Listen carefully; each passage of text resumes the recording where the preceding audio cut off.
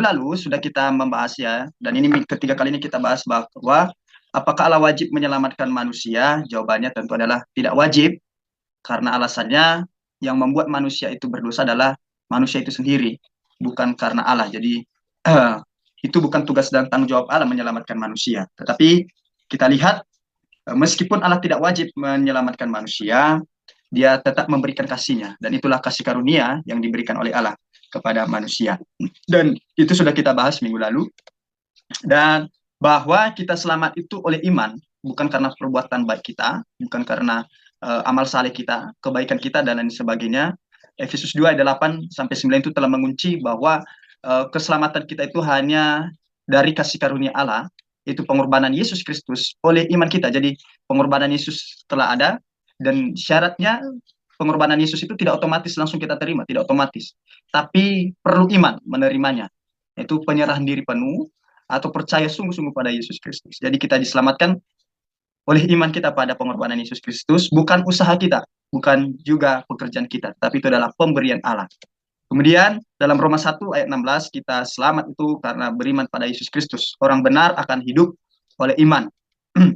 Bahwa di manusia itu dibenarkan karena iman, ya, dibenarkan karena iman. Jadi maksudnya begini, ketika kita masuk surga demikian, waktu kita percaya Yesus dan kita masuk surga, kita dimasukkan dalam surga bukan karena kita benar adanya atau karena kita benar melalui perbuatan baik kita, tidak. Bukan karena kita benar, karena perjuangan kita mencari pembenaran, tidak. Jadi maksudnya adalah kita itu masuk surga itu karena dibenarkan terlebih dahulu oleh darah Yesus Kristus. Jadi kita itu dibenarkan atau dianggap benar. Jadi waktu kita masuk surga, berdiri misalnya kan, kita berdiri di depan pintu surga.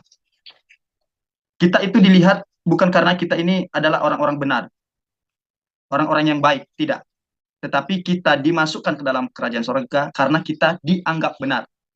Jadi waktu kita masuk ke dalam kerajaan surga, kita orang berdosa ini, karena kita percaya Yesus, maka disitulah Yesus Kristus itu tampil sebagai pembela kita. Jadi sebagai pembela kita. Contohnya saya kasih gambaran demikian ya. Saya stop share screen ya. Apakah wajah saya kelihatan ya? Kelihatan ya? Jadi misalnya begini, saya kasih ilustrasi begini. Ini adalah kita orang berdosa. Nah, kita orang berdosa berdiri dalam kerajaan surga. Nah, waktu kita berdiri dalam kerajaan surga, kita dramatisir ada yang bertanya, engkau tidak layak masuk surga. Lalu kita jawab, loh saya kan berbuat baik, jadi saya ini benar karena ada ini saya berbuat baik, maka saya selama saya di dunia saya ini paling banyak melakukan perbuatan baik daripada dosa. Jadi dosa saya itu sangat sedikit dibanding dengan perbuatan baik saya. Tapi kita akan berkata, oh tidak, dosamu telah mencemari segala perbuatan baikmu. Maka pada saat itu, kita tidak diterima dalam kerajaan surga. Tetapi orang yang percaya kepada Yesus, dia berdiri dalam pintu surga, itu berkata, kamu ini orang berdosa. Ya, kamu ini orang berdosa, kamu tidak layak. Tapi dalam Ibrani itu kan Yesus itu imam besar kita. Maka Yesus tampil, menutup diri kita, tampil di depan dia mengatakan, memang dia orang berdosa, tapi dia segala dosa pelanggarannya telah saya tanggung di kayu salib.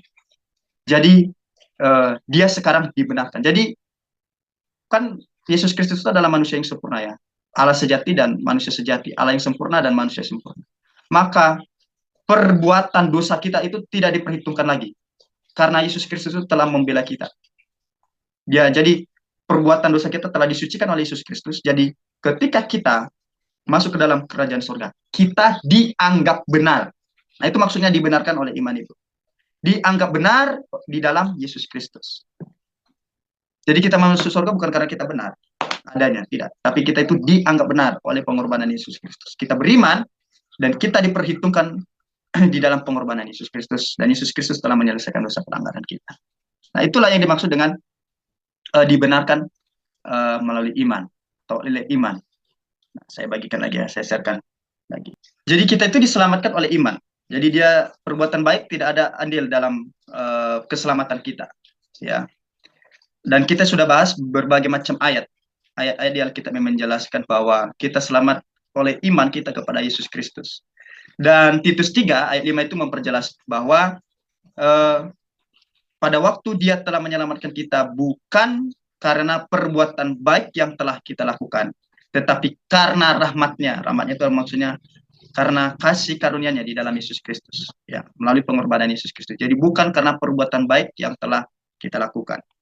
Dan dikatakan bahwa jika kita tidak beriman pada Yesus Kristus, kita akan mati dalam dosa kita. Nah, Yesus Kristus itu telah menyelesaikan dosa kita secara sempurna, ya. Yohanes 19 ayat 30 itu mengatakan sudah selesai. Apa maknanya sudah selesai? Artinya bahwa dosa pelanggaran itu telah selesai diselesaikan oleh Yesus Kristus. Ya, jadi tidak perlu ada tambahan perbuatan baik di dalamnya dalam keselamatan kita, tapi sudah selesai, diselesaikan secara sempurna di kayu salib. Dan yang syaratnya yang Tuhan minta adalah kita harus beriman sungguh-sungguh atau menyerahkan diri penuh sungguh-sungguh kepada Yesus Kristus. Dan mari kita lihat lagi di 1 Petrus 3 ayat yang ke-18. Minta tolong Bu Dewi bacakan ayat ini. 1 Petrus 3 ayat 18. Sebab juga Kristus telah mati sekali untuk segala dosa kita, Ia yang benar untuk orang-orang yang tidak benar, supaya Ia membawa kita kepada Allah. Ia yang telah dibunuh dalam keadaannya sebagai manusia, tetapi yang telah dibangkitkan menurut roh. Amin. Amin. Ya, kalau kita lihat ayat ini bahwa loh, kok seperti ini? Mohon maaf, kok bisa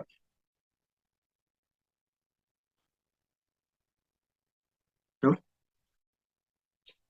Nah, kalau kita lihat ayat ini, sebab Kristus telah mati sekali, ya, sekali untuk segala dosa kita. Jadi segala dosa kita, Ia yang benar, maksudnya Yesus yang benar itu untuk orang-orang yang tidak benar. Sama seperti yang saya ilustrasikan tadi. Kita ini tidak benar sebenarnya. Tidak benar ketika kita masuk surga.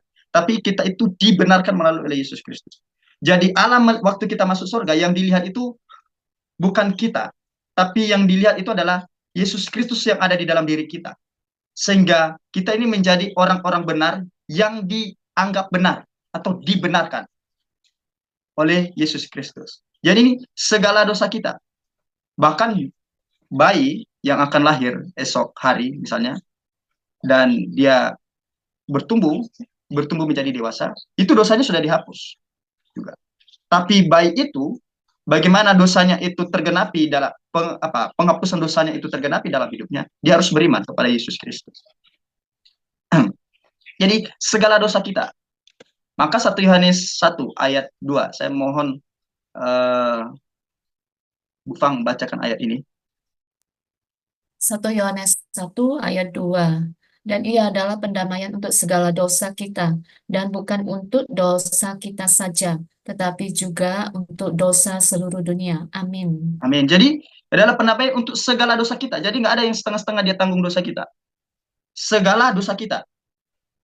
Jadi dalam keselamatan kita tidak ada andil perbuatan baik kita. Segala dosa kita telah selesai. Diselesaikan oleh Yesus Kristus. Bahkan bukan hanya dosa kita saja, tapi dosa seluruh dunia. Ya, inilah yang dilakukan oleh Yesus Kristus. Segala dosa kita telah ditanggung. Jadi perlu nggak perbuatan baik kita menghapus dosa kita? Nggak perlu. Nggak perlu perbuatan baik kita menghapus dosa kita. Kalau kita katakan perlu perbuatan baik kita, berarti ini ayat ini bohong. Ayat yang kita baca ini bohong. Harusnya setengah dosa kita. Atau 99% dosa kita telah selesai. 1%-nya masih ada tanggungan kita. Enggak. Tapi telah dibayar lunas oleh Yesus Kristus. Segala dosa kita. 1 Yohanes 1 ayat 7. Saya minta tolong Pak Acai bacakan ayat ini. 1 Yohanes 1 ayat 7. Tetapi jika kita hidup di dalam terang, sama seperti Dia ada di dalam terang, maka kita beroleh persekutuan seorang dengan yang lain, dan darah Yesus anaknya itu menyucikan kita daripada segala dosa. Amin. Daripada segala dosa kita. Darah Yesus anaknya itu menyucikan kita daripada segala dosa kita. Jadi tidak ada setengah-setengah dosa. Ya, jadi semua itu diselesaikan oleh Yesus Kristus. Jadi ada seorang pemuda, dia pengen masuk Kristen ya, di tempat saya melayani sekarang. Dia bertanya, berarti kalau demikian Yesus telah menghapus dosa saya, berarti kalau saya percaya kepada Yesus, berarti saya bebas ya dari hukuman dosa, dari segala hukuman dosa. Oh iya, bebas. Bebas dari segala hukuman dosa. Tapi ingat, bukan berarti bebas untuk berbuat dosa. Itu beda ya. Dua kalimat yang berbeda. Kita dibebaskan dari hukuman dosa. Tapi bukan berarti kita bebas untuk berbuat dosa. Nah, nanti kita akan lihat maknanya. Bahwa meskipun kita telah dibebaskan dari hukuman dosa, bukan berarti kita bebas untuk berbuat dosa. 1 Yohanes 1 ayat yang ke-9. Saya minta tolong Bu Lili bacakan ayat ini. 1 Yohanes 1 ayat 9, jika kita mengaku dosa kita, maka ia adalah setia dan adil, sehingga ia akan mengampuni segala dosa kita dan mensucikan kita dari segala kejahatan. Amin. Ya. Jika kita mengaku dosa, maka ia selalu setia dan adil, sehingga ia akan mengampuni segala dosa kita. Nah, saya memberikan ayat-ayat ini hanya sebagian. Kalau kita lihat dalam kita itu banyak sekali segala dosa kita, segala dosa kita, segala dosa kita telah diselesaikan oleh Yesus Kristus. Baik dosa masa lalu, dosa masa sekarang, bahkan dosa yang akan datang itu segalanya termasuk itu sudah dihapus. Bahkan dosa bayi yang yang akan dia beranjak dewasa, bahkan dia berbuat dosa ketika dia beranjak dewasa, dosanya juga telah dihapus oleh Yesus Kristus. Tapi ada satu syarat yang Tuhan pinta. Tidak otomatis pengorbanan Yesus Kristus itu langsung dia terima, tidak. Dia perlu beriman kepada Yesus Kristus. Maka dosa masa lalu kita, dosa masa yang akan datang juga tidak langsung kita terima. Oh, dosa saya sudah dihapus, dosa yang akan datang tidak langsung kita terima juga. Tapi perlu iman, terus beriman pada Yesus Kristus. Maka dikatakan di sini, jika kita mengaku dosa kita. Jadi setiap kita berbuat dosa, kita perlu mengaku dosa. Ya, ada orang mengatakan, oh, segala dosa telah diselesaikan oleh Yesus Kristus, maka kita tidak perlu mengaku dosa kita. Ada namanya hyper grace yang mengajarkan demikian. Tapi Alkitab mengatakan 1 Yohanes 1 ayat 9 ini, kita harus mengaku dosa kita. Sehingga ia akan mengampuni segala dosa kita. Jadi, Kristus memang telah mengampuni dosa kita, telah menyelesaikan di kayu salib. Tapi tidak otomatis langsung kita terima. Kita perlu beriman, menerima dia sebagai Tuhan dan Juru Selamat kita. Dan itu sudah kita pelajari hari minggu lalu. Nah, oleh sebab itu apa hubungannya iman dengan perbuatan baik? Nah, kalau kita lihat tadi ayat-ayat yang telah kita baca bahwa kita selamat itu hanya melalui iman di dalam Yesus Kristus. Harus beriman kepada Yesus Kristus, harus beriman. Tidak ada andil perbuatan baik dalam keselamatan kita. Lalu apa maksudnya perbuatan baik? Untuk apa kita masih perlu berbuat baik? Apakah dengan demikian kita semakin nyaman dengan dosa kita atau bagaimana? Nah, oleh sebab itu ada yang perlu kita perhatikan. Yang pertama adalah bahwa keselamatan itu hanya melalui iman. Tidak ada andil perbuatan baik dalam keselamatan kita. Itu yang harus kita pegang pertama. Yang kedua, meski seseorang diselamatkan oleh iman pada Yesus Kristus, bukan berarti perbuatan baik tidak berlaku lagi atau bebas berbuat dosa. Nah, ini perlu diperhatikan ya. Walaupun kita diselamatkan oleh iman pada Yesus Kristus, bukan berarti perbuatan baik itu tidak berlaku lagi atau bebas berbuat dosa. Itu yang kedua. Yang ketiga, bahwa iman itu tidak meniadakan perbuatan baik manusia. Ya, iman itu tidak meniadakan perbuatan baik manusia. Dan ini juga bukan berarti untuk selamat diperlukan iman plus perbuatan baik. Nah, maksudnya adalah berarti untuk selamat itu 99% pengorbanan Yesus, perlu 1% lagi untuk perbuatan baik untuk masuk surga. Oh, tidak demikian juga maksudnya. Ayat Alkitab tadi mengatakan bahwa segala dosa kita telah ditanggung oleh Tuhan Yesus Kristus. Dia telah memberikan pengorbanan di kayu salib. Lalu kalau demikian bagaimana hubungan iman dan perbuatan baik? Apa fungsi perbuatan baik? Nah, oleh sebab itu dapat dikatakan bahwa iman yang benar itu, ini iman yang benar, iman yang benar tidak bisa dipisahkan dengan perbuatan baik. Iman yang benar adalah penyerahan diri penuh pada Yesus Kristus. Maksudnya bagaimana? Iman yang benar adalah penyerahan diri penuh pada Yesus Kristus. Maksudnya bagaimana? Galatia 2 ayat yang ke-20. Saya minta tolong Bu Ida. Bu Fang, coba baca Bu. Ayat favorit saya ini. Namun aku hidup, tetapi bukan lagi aku sendiri yang hidup, melainkan Kristus yang hidup di dalam aku. Dan hidupku yang kuhidupi sekarang di dalam daging adalah hidup oleh iman dalam Anak Allah yang telah mengasihi aku dan menyerahkan dirinya untuk aku. Amin, amin, amin. Nah, maksudnya bagaimana? Maksudnya begini, Rasul Paulus ketika dia mengatakan aku hidup, bukan lagi aku sendiri yang hidup, melainkan Kristus yang hidup di dalam aku. Maksudnya apa? Maksudnya adalah ketika dia beriman kepada Yesus, artinya adalah dia telah diselamatkan oleh Yesus Kristus. Dan ketika dia diselamatkan oleh Yesus Kristus, pengorbanan Yesus Kristus, hidupnya bukan miliknya sendiri lagi. Hidupnya bukan lagi milik hamba dosa. Maka di Roma pasal 6 itu, kamu lagi bukan lagi hamba dosa, tapi hamba Kristus. Maka waktu dia hidup di dalam beriman ke dalam Yesus Kristus, hidupnya bukan miliknya sendiri lagi, melainkan milik Yesus Kristus yang ada di dalamnya. Jadi siapapun kita yang beriman pada Yesus Kristus, di Jum ini ya, itu artinya bahwa kita hidup bukan milik kita lagi. Hidupmu bukan milikmu sendiri lagi, tapi hidupmu adalah milik Yesus Kristus. Termasuk dalam daging. Daging ini, yang kita pegang ini, keinginan-keinginan daging ini harus hidup di dalam oleh iman dalam anak Allah. Maksudnya bagaimana? Daging ini memang ada kemungkinan untuk mau berzina. Tapi ingat, daging ini bukan lagi milik perzinahan. Daging ini adalah sudah menjadi milik Kristus. Daging ini, mulut ini dulu hamba dosa, berkata kotor, berkata kasar, dan sebagainya. Tapi setelah saya beriman kepada Yesus Kristus, maka daging ini sudah hidup oleh iman anak Allah. Bukan lagi milik dosa, tapi milik anak Allah paling hidup. Milik anak Allah atau milik Yesus Kristus yang telah menyerahkan dirinya untuk kita semua. Jadi kalau kita menyerahkan hidup kita atau beriman kepada Yesus Kristus, artinya kita menyerahkan hidup kita di dalam Yesus Kristus. Kalau kita sudah menyerahkan hidup kita dalam Yesus Kristus, maka kita pasti benci dosa. Tidak mungkin tidak benci dosa. Betul ya? Orang yang sudah serahkan hidupnya kepada Yesus Kristus pasti benci dosa. Tidak mungkin tidak benci dosa. Nah, ketika orang beriman menyerahkan dirinya pada Yesus Kristus, dia hidup bukan lagi ia yang hidup, melainkan Kristus yang hidup di dalam dia. Ini menegaskan bahwa hidupnya itu diperintah oleh Yesus. Agus Firman ini telah beriman kepada Yesus Kristus. Maka Agus Firman ini sepenuhnya diperintah oleh Yesus Kristus. Kalau Agus Firman ini telah diperintah oleh Yesus Kristus, maka hidup Agus Firman pasti benci dosa. Karena Yesus itu benci dosa. Kalau kita lihat dalam Yohanes pasal 8, waktu Yesus menerima perempuan yang berzina, apa kata Yesus? Di mana orang yang menghukum engkau? Lalu jawab perempuan yang berzina itu, tidak ada Tuhan. Lalu apa kata Tuhan Yesus? Aku pun tidak menghukum engkau. Silakan pergi dan jangan berbuat dosa lagi. Jadi Yesus Kristus menerima kita, bukan berarti kita harus tinggal di dalam dosa kita. Kita pasti benci dosa. Yesus mengatakan, barang siapa mengasihi aku, dia pasti melakukan perintah-perintahku, kata Yesus. Kemudian dalam Lukas 5 ayat 32 itu mengatakan bahwa aku datang bukan memanggil orang benar, melainkan orang berdosa, supaya mereka bertobat. Jadi waktu kita beriman kepada Yesus Kristus, artinya kita serahkan hidup kita dalam Yesus Kristus. Orang yang menyerahkan hidupnya dalam Yesus Kristus namanya berserah diri. Apa andil kita dalam keselamatan kita? Orang yang berserah diri kan tidak ada andil dalam keselamatannya. Namanya orang berserah diri, pasrah sendiri. Yang menyelamatkan dia adalah Yesus Kristus. Nah, waktu dia berpasrah diri, pasti hidupnya itu berubah, tidak mungkin tidak berubah.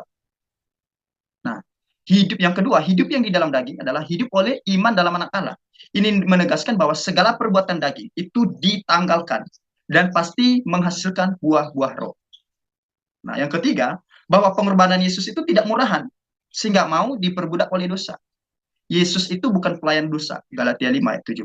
Justru Yesus mengalahkan kutuk dosa dan mengangkat orang dari lumpur dosa. Yesus mencari dan mengangkat orang berdosa agar hidup sebagai anak-anak Allah, bukan anak-anak kegelapan. Ya, nanti bisa lihat ayat-ayat Alkitabnya ya, Lukas 5 ayat 32, Yohanes 1 ayat 12, 2 Korintus 5 ayat 17, Efesus 5 ayat 8 sampai 21. Jadi orang yang percaya kepada Yesus Kristus itu pasti melakukan perbuatan baik. Tapi perbuatan baiknya bukan supaya dia selamat. Ingat, orang yang percaya kepada Yesus Kristus itu pasti melakukan perbuatan baik. Tapi perbuatan baiknya itu bukan supaya dia selamat. Melainkan, mengapa dia berbuat baik? Karena dia beriman kepada Yesus Kristus. Betul ya? Contohnya misalnya begini. Suami istri ya. Saya ceritakan sederhana. Suami istri yang berumah tangga. Ini dari saya buat sini. Mengapa seorang laki-laki atau perempuan yang sudah berumah tangga tidak lagi melirik-lirik orang lain untuk dijadikan pasangan hidup atau berhubungan intim? Tentu karena orang itu telah menyerahkan hidupnya masing-masing pada pasangannya, bukan? Jadi misalnya saya menikah, dengan pasangan saya? Mengapa saya tidak boleh lagi berhubungan intim dengan orang lain selain pada pasangan saya? Kenapa? Karena tubuh saya telah serahkan kepada pasangan saya. Nah, saya pasti benci dan pasti tidak mau berhubungan dengan orang lain selain daripada pasangan saya. Kenapa? Tubuh ini sudah milik pasangan saya. Dan hidup saya sepenuhnya juga bagi pasangan saya. Nah, begitu juga dengan hidup kita di dalam Yesus Kristus. Ya. Waktu kita serahkan hidup kita dalam Yesus Kristus, kita tidak mungkin melirik-lirik dosa lagi dan berusaha untuk tidak melirik-lirik dosa lagi. Karena kita ini adalah sudah jadi milik Allah. Makanya dalam Efesus, dalam kitab Wahyu, jemaat itu adalah pengantinnya. Yesus Kristus itu adalah mempelai prianya, dan gereja itu adalah mempelai wanitanya. Jadi itu menggambarkan bahwa jemaat itu sudah milik Yesus Kristus. Maka jemaat itu pasti benci dosa, tidak mungkin benci dosa. Nah, maka alasan orang berbuat baik karena hidupnya diperintah oleh Yesus. Dengan kata lain, mengapa orang Kristen berbuat baik? Bukan supaya selamat, tapi orang Kristen berbuat baik itu merupakan hasil atau akibat dia beriman kepada Yesus Kristus. Jadi pertanyaan begini, mengapa kamu berbuat baik? Apakah karena kamu masuk surga? Enggak. Jadi mengapa kamu perlu berbuat baik lagi kalau sudah Yesus tanggung segala dosamu? Ya karena saya beriman kepada Yesus Kristus. Saya berbuat baik bukan supaya saya masuk surga, melainkan karena saya beriman kepada Yesus Kristus. Sama seperti ini. Mengapa kamu tidak berzina lagi? Mengapa kamu tidak berhubungan badan lagi dengan perempuan-perempuan lain atau laki-laki lain? Misalnya begitu. Ya karena saya sudah menikah, ini pasangan saya. Jadi, ngerti ya maksudnya? Jadi iman itu tidak membuang perbuatan baik. Tetapi perbuatan baik tidak ada adilnya dalam keselamatan. Keselamatan sepenuhnya oleh Yesus Kristus dalam iman kita. Tapi mengapa orang perlu berbuat baik? Karena hidupnya itu telah menjadi milik Yesus Kristus. Nah, kalau ada orang mengaku Kristen atau mengaku-ngaku beriman pada Yesus, tapi hidupnya semakin bejat dan senang dengan dosa, itu mengindikasikan bahwa dia belum atau tidak beriman pada Yesus. Ya, itu berarti dia belum atau tidak beriman kepada Yesus Kristus. Kalau ada orang mengaku Kristen atau mengaku beriman kepada Yesus Kristus, tapi hidupnya semakin bejat dengan dosa, itu pasti dirinya tidak atau belum menerima Yesus atau belum beriman kepada Yesus Kristus. Nah, itu dia. Ketika orang mau menjadi milik Yesus atau beriman kepada Yesus Kristus, maka hidupnya bukan miliknya lagi, seperti Galatia 2 ayat 20 tadi, melainkan milik Kristus. Yang kedua, pasti bersedia meninggalkan keinginan dunia. Pasti. Jadi orang yang percaya Yesus pasti berbuah. Tidak mungkin tidak berbuah. Kalau dia tidak berbuah, tetapi mengaku-ngaku dirinya Kristen, seperti Kristen KTP, maka sebenarnya dia belum sungguh-sungguh percaya dan menjadi milik Yesus. Mengapa orang Kristen berbuah? Mengapa orang Kristen berbuat baik? Karena dia beriman pada Yesus. Bukan supaya dia selamat, melainkan karena dia beriman pada Yesus Kristus. Nah, oleh sebab itu dikatakan di sini, bagaimana jika ada orang yang belum bahkan tidak percaya Yesus, tetapi nampaknya memiliki karakter seperti buah roh. Ada kasih, sukacita, kesabaran, dan lain-lain. Apakah itu menandakan buah roh? Misalnya begini, ada orang di luar sana kan beragama lain. Dia itu penuh kasih, dia itu penuh sukacita, dia itu sabar, bahkan lebih sabar dari orang Kristen. Kira-kira demikian. Nah, apakah itu menandakan buah roh? Tidak ya.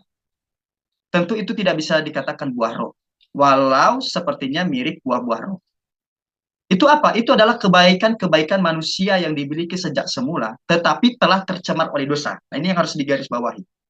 Itu tidak bisa dikatakan buah-buah roh, walau sepertinya mirip buah-buah roh. Itu adalah kebaikan-kebaikan manusia yang dimiliki sejak semula, tetapi telah tercemar oleh dosa. Jadi segala sesuatu, termasuk kebaikan-kebaikan yang mirip buah roh, yang dikerjakan tanpa iman pada Yesus. Ini ya, tanpa iman pada Yesus, tidak bisa dikatakan buah roh. Itu tetap dosa. Karena Alkitab berkata, ada bisa membacakannya ayat ini? Tetapi barang siapa yang bimbang, kalau ia makan, ia telah dihukum, karena ia tidak melakukannya berdasarkan iman. Dan segala sesuatu yang tidak berdasarkan iman adalah dosa. Ya, adalah dosa. Jadi kalau ada orang di luar Yesus, di luar kekristenan, di luar Yesus, dia melakukan perbuatan baik, itu tetap diperhitungkan dosa. Kalau dia tidak beriman pada Yesus. Karena apa tadi? Karena perbuatan baiknya itu telah tercemar oleh dosa. Makanya oleh sebab itu tidak ada andil perbuatan baik itu dalam keselamatan. Ya, Kristen progresif itu menganut bahwa orang-orang yang di luar Yesus selagi dia masih berbuat baik itu, dan saya tanggapi di TikTok dan saya kasihkan ayat ini. Habis itu tidak ada lagi jawaban mereka. Mereka mengaku bahwa mereka yang percaya kepada mereka yang tidak beriman pada Yesus, tapi ada buah-buah roh. Mereka masuk surga. Saya katakan itu bukan buah roh. Nah, buah roh itu bisa kita hasilkan yang pertama kalau kita percaya Yesus.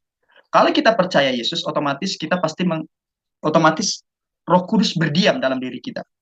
Ya, waktu kita percaya Yesus, langsung pada saat itu kita dimateraikan dengan Roh Kudus. Ada Roh Kudus dalam diri kita. Nah, ini yang saya mau ajar juga ya, bahwa ada orang mengatakan, kapan kamu menerima Roh Kudus? Ada yang mengatakan, beriman pada Yesus belum tentu sudah menerima Roh Kudus. Jadi perlu beriman pada Yesus dulu, nanti tunggu sekian lama, baru kamu akan menerima Roh Kudus.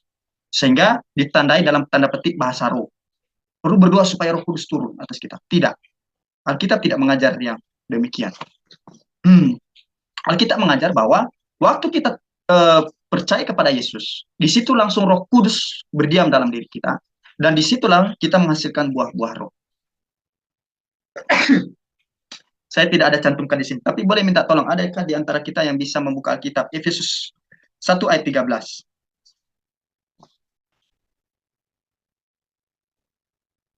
Ada yang bisa? Efesus 1 ayat 13 ya Kak.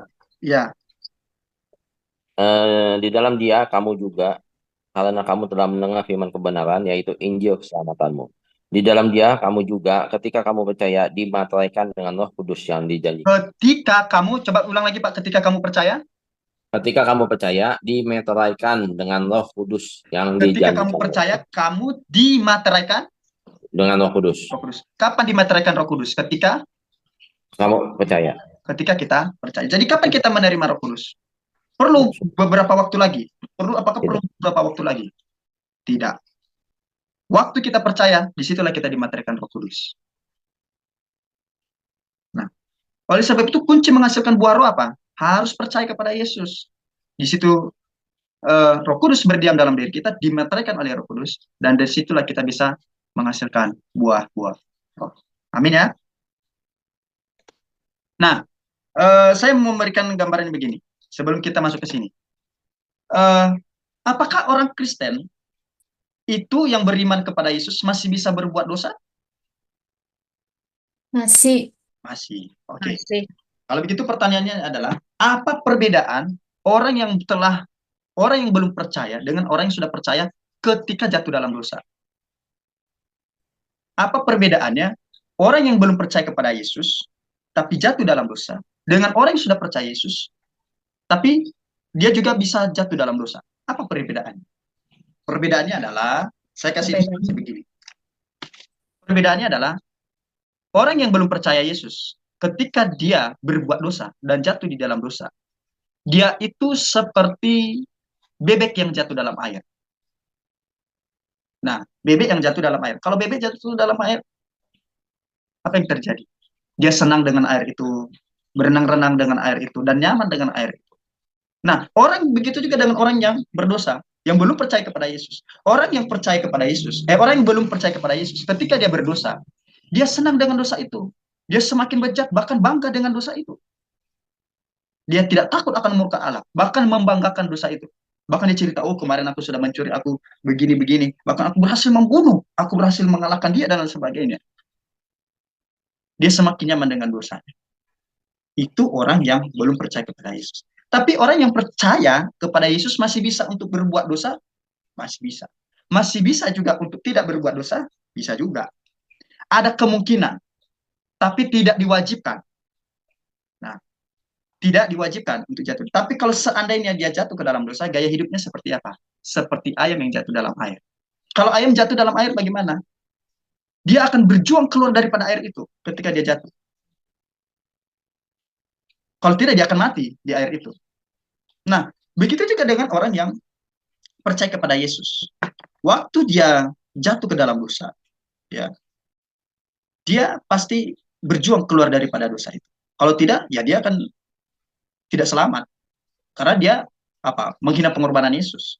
Tapi orang yang percaya dan apa namanya, dan ketika dia ada jatuh ke dalam dosa, hatinya itu tidak akan tenang dan dia akan keluar daripada dosa itu. Dan pasti bisa keluar daripada dosa itu. Tidak mungkin tidak. Apalagi ada Roh Kudus dalam diri dia yang akan menguduskan dia. Jadi ada teologi yang namanya pengudusan. Jadi setiap hari kita itu dikuduskan. Ya. Jadi orang Kristen itu ketika dia percaya, ada tipe-tipe orang Kristen. Ada tipe misalnya yang percaya kepada Yesus itu, ketika dia percaya kepada Yesus, dia langsung tobat nasuha. Ngerti tobat nasuha ya dalam istilah kita kaum muslim itu? Betul-betul segala dosa itu dia tinggalkan tanpa tersisa. Itu tipe yang pertama. Misalnya saja itu adalah Rasul Paulus ya. Dia tidak lagi kembali kepada perbudakan dosa. Ada tipe Kristen yang kedua adalah dia percaya kepada Yesus, tapi karena imannya masih lemah, dia masih jatuh bangun meninggalkan dosa. Dia seperti ayam tadi, dan dia pasti keluar daripada dosa itu. Pasti bisa. Nah, kalau ada orang yang percaya kepada Yesus itu, misalnya gini, apa cirinya kalau orang yang sudah percaya Yesus itu sungguh-sungguh? Saya begini, ada seorang bapak, ya sebelum dia percaya Yesus, dia setiap hari 10 kali dia maki-maki, bisa sampai 10 bahkan 20 kali dia maki-maki istrinya. Ketika dia belum percaya kepada Yesus. Tetapi kemudian ada khotbah di gereja dan dia mendengarkan khotbah itu dan dia bertobat dan menyerahkan hidupnya ke dalam tangan Yesus. Nah, ketika dia bertobat, imannya itu masih belum dewasa. Masih perlu dipupuk. Tetapi dari hari ke hari, yang awalnya sekali 20 kali memaki-maki istrinya itu lama-lama berkurang. Yang tadinya 20 berkurang lama-lama jadi 5 dan sampai akhirnya dia tidak memaki-maki lagi istrinya. Karena apa? Ada Roh Kudus yang menggerakkan dia, menyadarkan dia. Kamu telah memaki istrimu. Ayo segera bertobat. Nah, sama seperti orang merokok. Nah, ketika dia belum percaya kepada Yesus, 1 slop pun habis. 1 hari. Tapi setelah dia percaya kepada Yesus, besok hari ini 1 bungkus. Besok lagi tinggal setengah bungkus. Besok tinggal 2 batang lagi. Besok tinggal 1 batang lagi.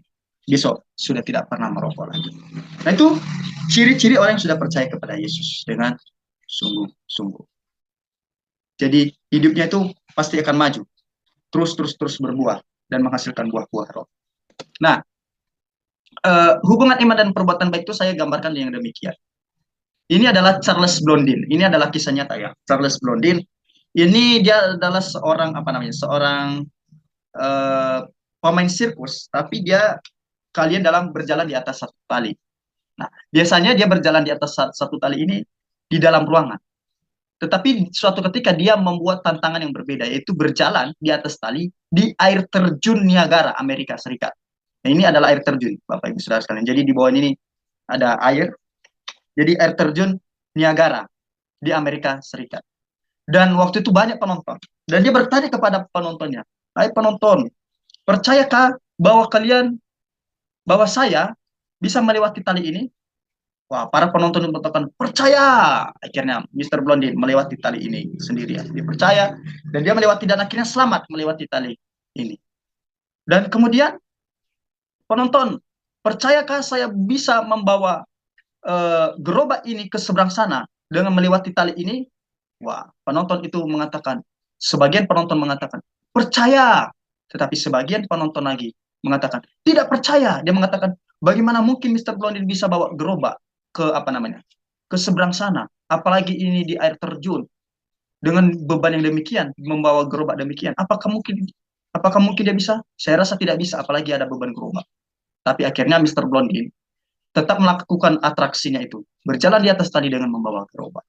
Wah, akhirnya setelah berhasil, Semua pada tepuk tangan. Yang tidak percaya kepada Mr. Blondin, tepuk tangan. Yang percaya apalagi, lebih tepuk tangan lagi. Nah, suatu ketika penonton ini, Mr. Blondin ini bertanya lagi kepada penonton. Penonton, ya semua kata penonton, ya, percayakah bahwa saya bisa melewati tali ini dengan gerobak ini, tapi di dalam gerobak ini ada manusia?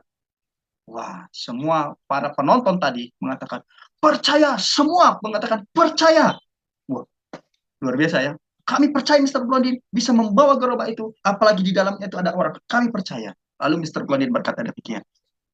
Kalau memang demikian, kalian percaya, siapa yang mau naik di atas gerobak ini untuk saya bawa ke seberang sana? Wah, semua pada diam.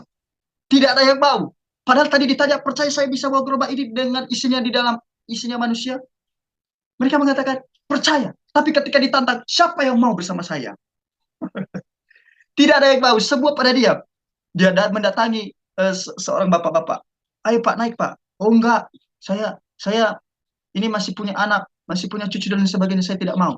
Lalu Mr. Blondin lagi datang kepada seorang pemuda. Ayo naiklah, kamu percaya kan tadi saya bisa membawa orang. Lalu pemuda itu, oh nggak bisa, saya masih punya orang tua, saya masih punya masa depan, saya nanti takut bagaimana nanti kalau jatuh. Tidak ada yang mau naik di gerobak itu.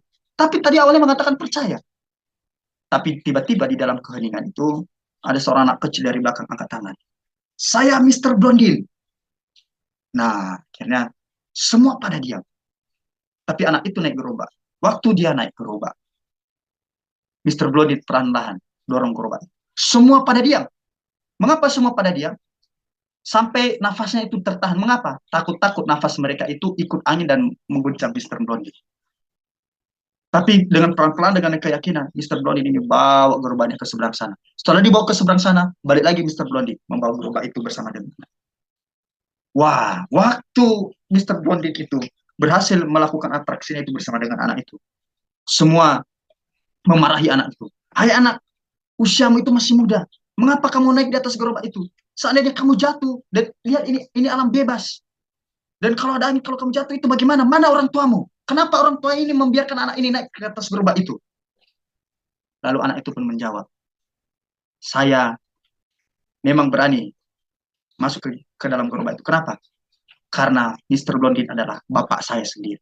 Dialah adalah orang tua saya. Dan saya sudah melihat keajaiban-keajaiban yang atraksi-atraksi yang dilakukan oleh bapak saya.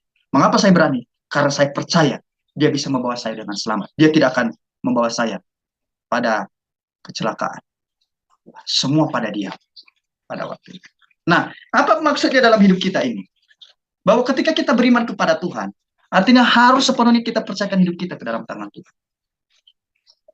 Apapun yang terjadi, jangan pernah kompromi dengan dosa. Apapun yang terjadi. Kalau kita memiliki iman yang benar, maka kita akan seperti anak ini yang mempercayakan hidup tangannya kepada Mr. Blondin. Nah, begitu juga dengan orang Kristen. Ketika dia mempercayakan hidupnya kepada Kristus Tuhan, meskipun ada godaan untuk korupsi, tapi dia katakan, saya ini telah beriman kepada Yesus Kristus. Saya benci korupsi. Saya benci perzinahan. Saya benci perbuatan dosa. Dan lain-lain sebagainya. Itulah iman yang benar. Bukan Kristen KTP seperti para penonton tadi ya. Penonton tadi itu hanya percaya di mulut tapi tidak di hati. Nah, yang dimaksud ketika kita beriman kepada Yesus Kristus adalah penyerahan diri penuh kepada Yesus Kristus. Ada kisah perdebatan ya, perdebatan Muslim dengan Kristen ya. Namanya Nabil Quraisy. Nah, waktu Nabil Quraisy itu menceritakan tentang bahwa hanya Yesus Kristus juru selamat. Oleh sebab itu harus percaya kepada Yesus Kristus untuk bisa selamat. Selain tidak percaya kepada Yesus Kristus tidak akan selamat. Lalu seorang anak kecil itu datang kepada Nabil Quraisy dalam perdebatan itu. Mengapa anak kecil itu ternyata disuruh ibunya? Seolah-olah merendahkan Nabil Quraisy dan pengorbanan Yesus. Lalu anak kecil itu bertanya kepada Nabil Quraisy. Dia bilang begini, Pak Nabil, kalau memang Yesus telah tanggung segala dosa perbuatan manusia, untuk apa berbuat baik? Lagi, kan Yesus Kristus telah menanggung segala dosa perbuatan manusia. Ngapain lagi berbuat baik? Enak dong berbuat dosa lagi. Kan Yesus sudah tanggung segala dosa. Lalu Pak Nabil itu mengatakan, ya memang Yesus Kristus telah menanggung segala dosa kami. Bukan berarti kami seenaknya berbuat dosa. Lalu Nabil Quraisy itu, pendeta Nabil Quraisy itu bertanya kepada anak kecil itu, kamu pernah nggak cuci piring di rumah disuruh orang tuamu? Oh pernah, dia bilang. Coba, waktu kamu cuci piring itu, apa akibatnya kalau kamu tidak cuci piring itu yang diperintahkan oleh orang tuamu itu? Lalu dia mengatakan, oh saya akan dipukul oleh orang tua saya karena saya tidak melaksanakan perintah, kata anak kecil itu. Lalu Nabil Quraisy itu mengatakan juga, oh berarti kamu melakukannya karena takut hukuman ya? Iya. Lalu Nabil Quraisy itu bertanya lagi, kalau demikian pernah nggak kamu cuci piring dan membersihkan rumah tanpa disuruh orang tuamu? Oh pernah, kata dia. Mengapa kamu melakukan itu? Ya karena saya mengasihi orang tua saya. Lalu Nabi Quraisy itu bertanya, "E, kalau demikian, mana lebih menyenangkan? Kamu melakukan membersihkan rumah, cuci piring dan sebagainya, itu mana lebih menyenangkan? Ketika kamu takut hukuman, takut dihukum, atau karena kamu memang mengasihi orang tua?" Dia mengatakan, oh saya melaksanakannya dengan sukacita karena saya mengasihi orang tua saya. Tidak ada beban ketika saya melaksanakannya. Lalu Nabi Quraisy mengatakan, begitu juga dengan kami. Kami berbuat baik. Yang pertama, karena kami beriman kepada Yesus Kristus. Kami berbuat baik. Itu bukan karena kami takut hukuman neraka, melainkan karena Yesus Kristus telah menanggung segala dosa pelanggaran kami. Dan kami mengasihi Yesus Kristus yang telah menyerahkan dirinya untuk kami. Jadi, dari kisah-kisah yang kita dapat tadi, itulah hubungan iman dengan perbuatan baik kita. Nah, harapannya itu kita memahami itu.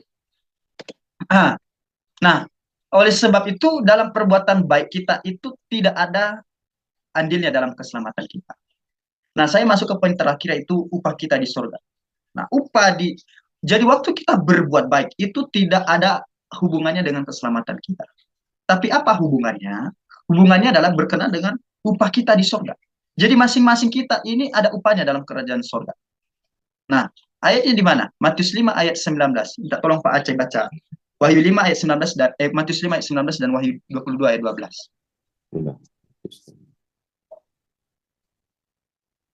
Matius 5 ayat 19. Karena itu siapa yang meniadakan salah satu perintah hukum Taurat sekalipun yang paling kecil dan mengajarkannya demikian kepada orang lain, ia akan menduduki tempat yang paling rendah di dalam kerajaan surga. Tetapi siapa yang melakukan dan mengajarkan segala perintah-perintah hukum Taurat, ia akan menduduki tempat yang tinggi di dalam kerajaan surga. Amin. Wahyu 22 ayat 12. Lagi Pak. Wahyu 12. Sesungguhnya aku datang segera dan aku membawa upahku untuk membalaskan kepada setiap orang yang menurut. Amin. Menurut perbuatannya. Sini ya. Jadi perbuatan baik kita bukan untuk keselamatan kita, tapi untuk apa? Untuk upah kita di surga. Jadi ada upah yang paling rendah. Memang dia tetap masuk surga, tapi ada tempat yang paling rendah. Tapi ada juga tempat yang paling tinggi dalam kerajaan surga. Itulah fungsi perbuatan baik kita. Waktu kita percaya Yesus, kita diselamatkan. Tentu kita belum mati dong. Ada yang langsung mati memang. Ada yang masih hidup. Nah, yang masih hidup ini ada kebaikan-kebaikan yang dia lakukan. Itu diperhitungkan bukan untuk keselamatan, tapi sebagai upah di tempat, ada tempat yang terendah dan ada tempat yang tertinggi dalam kerajaan surga. Makanya Wahyu 22 ayat 12, sesungguhnya aku datang segera membawa upahku untuk membalaskan kepada setiap orang menurut perbuatannya. Ini maksudnya apa? Menurut upah. Jadi bukan untuk keselamatan, tapi upah. Jadi masing-masing kita ini punya upah tersendiri. Ada yang mengatakan ada mahkota tersendiri. Ada kualitas kita tersendiri. Tentu upah Pak Acai dengan upah yang lain itu berbeda. Nah, itulah fungsi perbuatan baik itu. Bukan maksud keselamatan. Kita sudah diselamatkan. Tapi setiap perbuatan baik kita itu diperhitungkan sebagai upah dalam kerajaan surga. Nah, di mana lagi ayatnya? Sebenarnya ada banyak ayat, tapi beberapa saja. Saya mohon Ibu Lilik membaca ayat ini. Matius 10 ayat 42 dan 1 Korintus 15 ayat 58.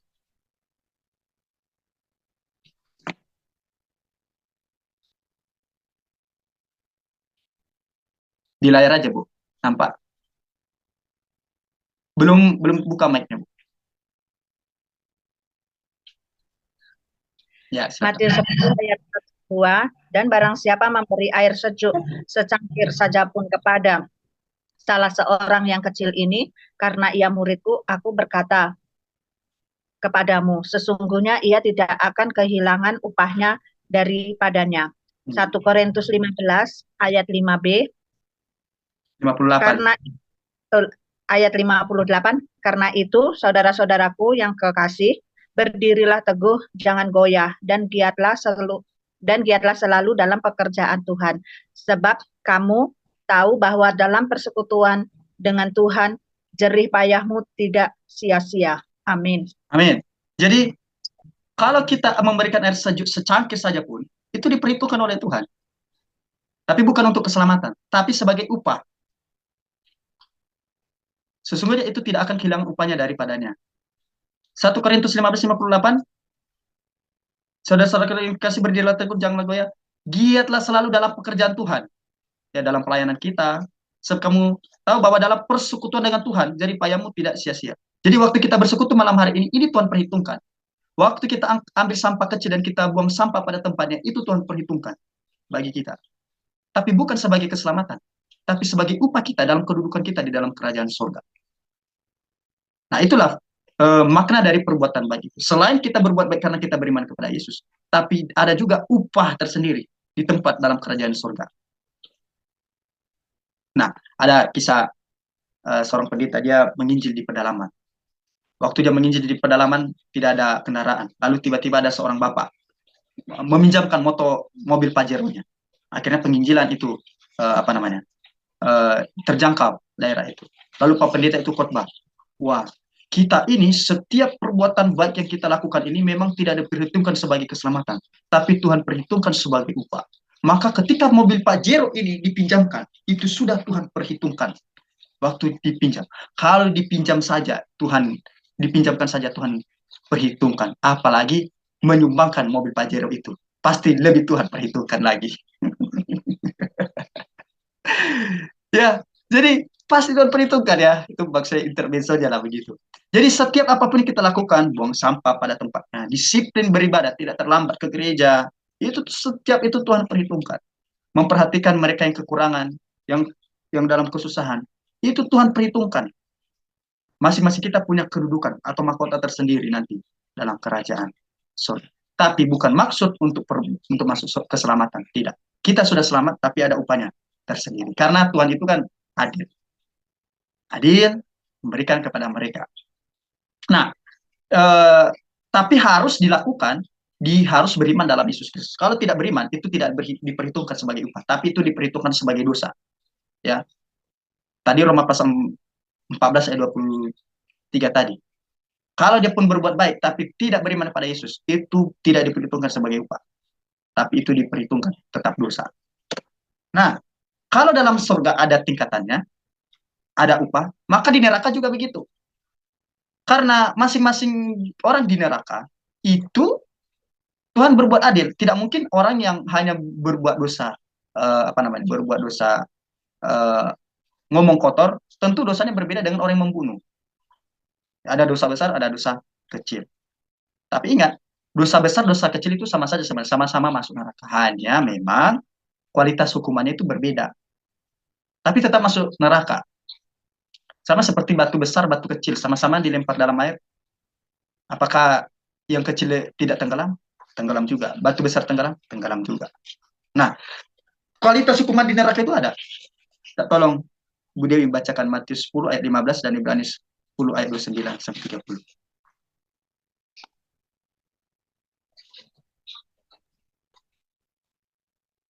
Ada Bu Dewi? Matius 10 ya. Ya. Matius 10 ayat 15. Aku berkata kepadamu, sesungguhnya pada hari penghakiman tanah Sodom dan Gomora akan lebih ringan tanggungannya daripada kota itu. Amin. Iya. Ada lebih ringan tanggungan. Ibrani 10 juga, Kak? Iya, boleh Bu. Ibrani 10 ayat 29. Betapa lebih beratnya hukuman yang harus dijatuhkan atas dia yang menginjak-injak anak Allah, yang menganggap najis darah perjanjian yang menguduskannya, dan yang menghina roh kasih karunia. Ayat 30. Sebab kita mengenal dia yang berkata, pembalasan adalah hakku, akulah yang akan menuntut pembalasan. Dan lagi, Tuhan akan menghakimi umatnya. Amin. Ya, jadi ada hukuman yang ringan, ada hukuman yang berat. Tetapi yang ringan, itu juga sengsara, lebih sengsara daripada penderitaan kita di dunia ini. Jadi, nggak apa-apa lah saya masuk neraka. kan ringan. Oh tidak, ringannya lebih keringanan hukuman di neraka itu lebih berat penderitaan daripada di dunia ini. Bayangkanlah penderitaan di dunia ini, ya semengerikannya penderitaan di dunia ini, itu kualitas keringanan penderitaan di neraka. Dan ada penderitaan di neraka itu ada penderitaan yang lebih berat. Jadi bagi mereka yang berbuat dosa, ya, yang berbuat dosa, yang tidak pernah kenal Yesus, ya, seperti yang minggu lalu kita bahas, mereka tetap masuk surga, mereka tetap masuk neraka. Tapi mungkin kualitas hukumannya itu berbeda-beda berdasarkan penghakiman melalui hati nurani mereka. Ya. Matius 8 ayat yang ke-22. Saya minta tolong Pak Acai membacakan ayat ini, Matius 8:22 dan Matius 22 ayat 13. Matius 8 ayat 22. Tetapi Yesus berkata kepadanya, ikutlah aku dan biarlah orang-orang mati menguburkan orang-orang mati mereka. Amin. Yang ini Pak, Matius 8:22. Ya, Matius 8 ayat 22 kan? Iya. Kok beda ya apa saya? Nah, itu juga tadi di 1 Yohanes 1 ayat 2 juga beda tuh dengan Alkitab saya. Oh, ya, nanti coba saya cek lagi ya. Nanti. Coba deh. Bukan Kak, kadang tadi apa Zoom-nya kita kadang error Pak, entah. Coba sih kita cek di Alkitab aja ya. Coba cek ya. Kalau Matius tadi bacanya sih dari Alkitab, Matius 8 ayat 22. Tetapi Yesus berkata kepadanya, Ya, Iya, ikutlah betul. Itu yang Kak Firman ayat 12, bukan ayat 22. Oh, ayat 12. Iya. Mohon maaf. Matius 8 ayat 12, di sini ayat 12-nya. Mohon maaf. Matius 8 ayat 12. Sedangkan anak-anak kerajaan itu akan dicampakkan ke dalam kegelapan yang paling gelap. Di sanalah akan dapat ratap dan retak gigi. Ya. Ada kegelapan yang paling gelap, berarti ada yang tidak gelap. Ya, maksudnya ini bukan soal gelap atau tidak gelap, tapi ini kualitas. Ada hukuman yang paling berat dan tidak berat. Begitu juga Matius 22 ayat 13. Pak Aceh minta tolong. Ya. Matius 22 ayat 13. Lalu kata raja itu kepada hamba-hambanya, ikatlah kaki dan tangannya, dan campakkanlah orang itu ke dalam kegelapan yang paling gelap. Di sanalah akan terdapat ratap dan retak gigi. Ya, jadi ada hukuman yang paling berat. Kegelapan ini bukan soal gelap atau tidak gelap, tapi kegelapan ini maksudnya ada kualitas hukuman yang sangat berat. Ya, tentang kualitas hukuman di neraka ini. Amin. Demikianlah presentasi kita pada malam hari ini. Dari pembahasan yang telah kita lalui bersama, adakah yang mau ditanyakan? Amin, makasih Kak Firman. Ya, sama-sama Pak Aceh. Yang lain? Jadi kalau ya. menurut bacaan tadi berarti yang disebut neraka itu adalah itu ya, yang gelap ya. Apa? Yang tadi Hukumannya, dimati. Pak. Kualitas hukumannya itu. Dalam kegelapan yang paling gelap. Iya. Gelap itu menunjukkan paling gelap, kan maksudnya paling dalam. Maksudnya hukuman paling berat. Karena di neraka kan ada api, Pak. Nggak mungkin gelap kan? Maksudnya itu menunjukkan kualitas hukuman yang berat. Masing-masing orang itu yang berdosa, ini yang di luar Yesus ya.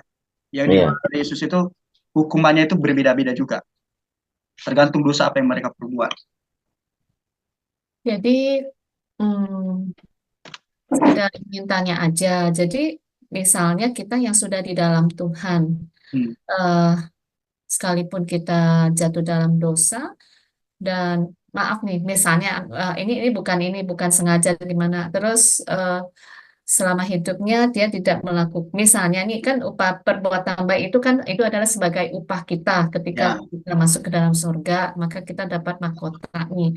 Terus yang menjadi pertanyaan saya, apakah dengan tidak melakukan misalnya nih dia udah tahu harus berbuat baik tapi ternyata tuh enggak gitu, apakah itu kita tetap diselamatkan gitu loh gitu.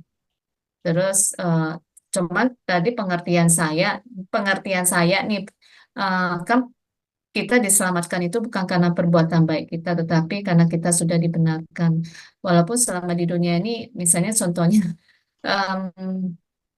amit-amit lah, tapi saya sih nggak ini sih. Misalnya contohnya kakak saya belum selamat nih gitu. Nah, apakah misalnya nih saya belum melakukan bagian tugas saya, tahu-taunya misalnya saya udah, misalnya dia udah dipanggil dipanggil Tuhan nih ya. Nah, ini apa nih? Yang maksud saya ini kayak sebenarnya saya kan perbuatan baik yang harus saya lakukan harus kan memberitakan Injil ya, tahu-tahunya dia tuh lewat gitu. Nah, apakah itu masih diperhitungkan gitu ya? Maksudnya keselamatan yang Tuhan berikan buat saya itu yang menjadi pertanyaan saya karena selama ini kadang-kadang saya masih bukan berarti saya lari dari tanggung jawab sebagai anak Tuhan yang mestinya saya harus bisa apa ya setidaknya itu kakak saya boleh mengalami pertobatan gitu ya. Ya itu yang saya rindukan. Jadi kalau maksud saya gini, jadi kalau misalnya tahu-tahu dia dipanggil Tuhan, apakah saya masih tetap diselamatkan itu sih? Iya. Begini, orang yang percaya kepada Yesus sebenarnya kan ada Roh Kudus dalam dirinya. Roh Kudus, ya, Roh Kudus, arti kudus. Kan? Jadi Roh Kudus itu dalam Yohanes pasal 14 itu saya lupa ayatnya. Roh Kudus itu akan menuntun pada kebenaran, ya, menuntun pada kebenaran, membawa hidup kita bergerak maju, ya, membawa hidup kita bergerak maju. Maka sebenarnya orang yang percaya kepada Yesus itu identik dengan berbuat baik, bukan identik dengan berbuat dosa. Tapi ada nggak orang Kristen misalnya, dia nggak identik dengan berbuat dosa, nggak identik juga dengan berbuat baik. Yang demikian. Karena ada juga yang demikian ya. Itu dia tetap selamat, asal dia beriman. Dia beriman. Kuncinya dia harus beriman kepada Yesus dengan sungguh-sungguh. Tapi upahnya itu tentu berbeda. Ya, berbeda dengan orang yang menginjil, suka menginjil dan sebagainya. Tapi misalnya seperti saya ini kan sebagai hamba Tuhan ini kan sudah diperlengkapi dengan penginjilan, materi penginjilan, beritakan tentang Yesus Kristus yang telah disalibkan, mati dan bangkit. Misalnya saya tidak melakukan itu, saya tetap selamat. Tapi hati saya pasti apa ya, tidak tenang. Nah, orang Kristen itu pasti hatinya tidak tenang dan akan hatinya itu digerakkan terus untuk menginjil. Hatinya itu tidak tenang. Kalau dia tenang-tenang saja, kalau misalnya dia tenang-tenang saja, karena itu, maka sebenarnya dia belum percaya kepada Yesus itu. Kalau saya tenang-tenang saja, ketika melihat orang gagal saya menginjili, misalnya gagal saya melaksanakan tanggung jawab. Kalau saya tenang-tenang saja, itu menandakan bahwa saya ini belum beriman sebenarnya. Setidaknya ada kegerakan yang membuat kita itu apa namanya, tidak tenang, tidak nyaman. Karena Roh Kudus akan terus berbicara. Tanda orang sudah percaya itu kan ada Roh Kudus yang berbicara dalam diri. Kalau saya tenang-tenang saja melihat perbuatan dosa, berarti Roh Kudus belum ada dalam diri saya. Kalau Roh Kudus belum ada dalam diri saya, berarti saya belum percaya Yesus. Soalnya kalau saya percaya Yesus, pasti ada Roh Kudus dalam diri saya. Jadi itu saling berkaitan. Begitu, Bu. Lagi. Kak, saya ada mau nanya satu, Kak. Iya gimana tuh, Pak? Di Matius 16 ayat 28. Matius 16 ayat 28. Ya gimana itu, Pak? Matius 6 ayat 28, aku berkata kepadamu, sesungguhnya di antara orang yang hadir di sini, ada yang tidak akan mati sebelum mereka melihat Anak Manusia datang sebagai Raja dalam kerajaannya. Maksudnya di sini ada orang yang hadir di sini, ada yang tidak akan mati. Nah, ini yang tidak akan mati ini siapa ya? Sebelum mereka melihat Anak Manusia. Saya membaca dulu ya. Kita lihat konteksnya ya. Ini konteksnya kepada para muridnya ya. Jadi ini dia berkata kepada murid-muridnya ya.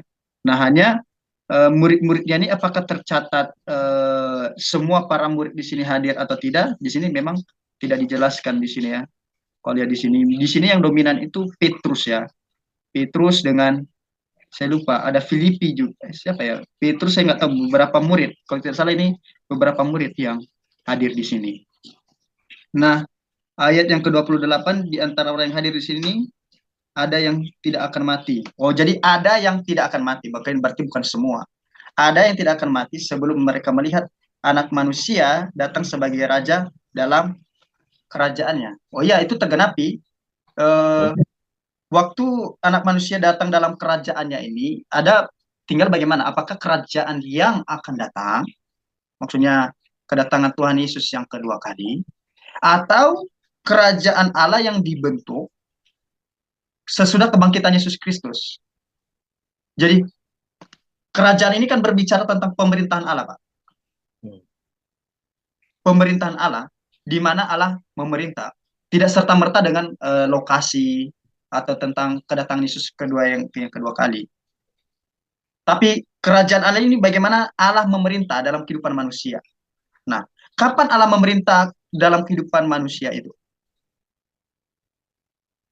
Dengan leluasa. Waktu Yesus menyelesaikan dosa pelanggaran manusia di kayu salib. Di situ namanya ada tirai. Coba Bapak buka di Matius 27. Matius pasal 27. Ayat. Sebentar ya, saya cari.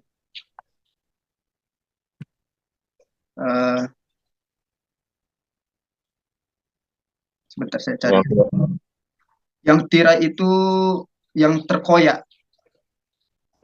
Ini di sini di ayat 51. Dan lihatlah tabir bait suci terbelah dua dari atas sampai ke bawah. Ya, Matius 27 ayat 51 ya kan? Di situ kan? Dan lihat tabir suci terbelah dua dari atas ke bawah. Dan terjadilah gempa bumi dan bukit-bukit batu terbelah. Jadi pertanyaannya di sini, mana lebih dulu?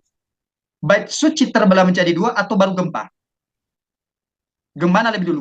Gempa atau bait suci terbelah menjadi dua? Bait suci terbelah dua dulu. Tabir bait suci. Gempa dulu. Tabir bait suci bukan gempa. Ya, kalau kita lihat ayat ini, dan lihatlah tabir bait suci terbelah dua dari dua, terbelah dua dari atas sampai ke bawah, dan terjadilah gempa. Itu menunjukkan apa? Tabir ini terbelah bukan karena gempa. Justru tabir ini terbelah dulu, baru ada gempa. Itu menandakan apa? Bahwa tabir bait suci itu adalah lambang pemisah hubungan manusia dengan Allah. Bahwa orang itu tidak sembarangan bertemu dengan Allah. Makanya orang perjanjian lama ketika bertemu dengan Tuhan, mereka melalui perantaran para imam. Ketika orang perjanjian lama mempersembahkan korban, mereka tidak bisa mempersembahkan sendiri. Harus melalui imam. Karena itu menandakan apa? Menandakan ada pemisah manusia dengan Allah. Tapi waktu Yesus menyerahkan nyawanya, kan ayat 52 itu kan, Yesus berseru pula dengan suara nyaring, lalu menyerahkan nyawanya. Jadi waktu Yesus mengenapi hukum Taurat, menyerahkan nyawanya, Yesus Kristus itu mengenapi hukum Taurat dan segala korban itu digenapi dengan menyerahkan nyawanya.